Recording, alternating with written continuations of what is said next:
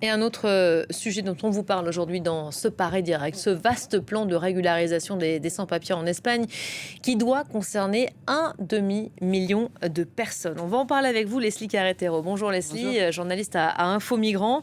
C'est aujourd'hui précisément le dernier jour pour déposer un dossier. Oui, depuis le 16 avril et donc jusqu'à ce soir, des guichets ont été ouverts en ligne et en physique en Espagne, spécialement pour les étrangers en situation irrégulière qui souhaitaient déposer une demande de régularisation exceptionnelle.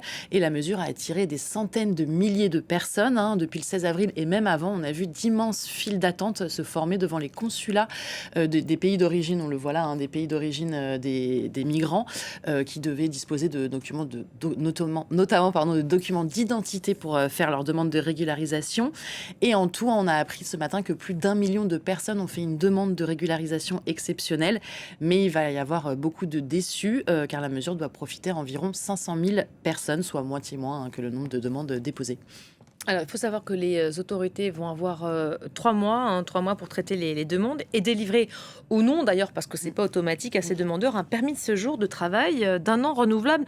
À qui va profiter cette mesure au final? Alors, déjà, il y avait 3 critères à respecter, qui étaient donc d'être arrivé avant le 31 décembre 2025 en Espagne. Donc, les nouveaux arrivants ne sont pas concernés. Disposer d'un casier judiciaire vierge et pouvoir justifier d'au moins 5 mois de présence sur le territoire national. Et donc, dans les faits, cette mesure va surtout profiter à une grande majorité de migrants latino-américains qui sont présents dans le pays depuis plusieurs années et beaucoup moins aux subsahariens qui sont arrivés notamment par la mer. Voilà, cette politique d'ouverture du gouvernement espagnol qui est à contre-courant quand même, il faut le rappeler, de ses homologues européens. Oui, d'ailleurs, le Premier ministre Pedro Sanchez a fait de ce vaste plan de régularisation exceptionnelle l'étendard de sa politique d'ouverture.